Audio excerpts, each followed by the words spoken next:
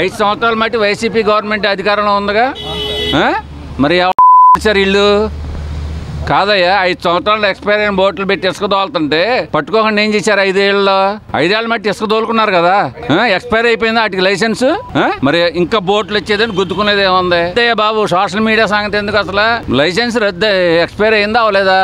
అయ్యింది కదా. మరి ఎందుకు తిరగనిచ్చారు 5 సంవత్సరాలు? 19 నుంచి 24 వరకు ఎందుకు తిరగనిచ్చారు ఎక్స్పైర్ అయిపోతే? ఎవడిగాడు బోటు ఎవడిదాడు వేసుకుంటాడు, లంగర్ వేసుకుంటాడు కదా. 3 కలిసి వేయరు కదా, వేస్తారా? మన ముగ్గురం కలిసి తాడు కట్టుని పడుకుంటామా? పడుకోంగా ఎవడికాడే పడుకుంటాం, ఎవడ మంచం మీద ఆడు. మరి 3 ఎందుకు కట్టారు? ముందు వాళ్ళని అడుగు. అక్కడ బోట్లు వచ్చి గుద్దుకున్నాయి, దానికి అది ఉంది, దీనికి ఇది ఉంది, వరద వచ్చింది, చంద్రబాబు నాయుడు సరిగ్గా స్పందించలేదని మీకు ఎవరైతే అడిగారో వాళ్ళని అడగండి వెళ్ళి. అరే పట్టించుకోకపోతామేంటయ్యా?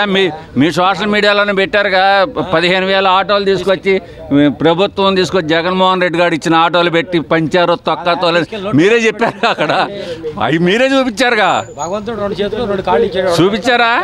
బీఆర్ఎస్ రోడ్డు మీద ఆటోలు పెట్టి మీరు చూపించారు, చూపలేదా? నాదేంట్లో మన ఎవరు దగ్గరుండి సరుకులు పంచుతాను. ఇంకా చేయింది ఏముంది? ఇప్పుడు కరోనా టైంలో పోనీ అట్టా అనుకుందాం. కరోనా టైంలో వీళ్ళు ఎవరైనా వైసీపీ మినిస్టర్లు కానీ వీళ్ళందరూ వచ్చి ఎవరికైనా పరామర్శించారా?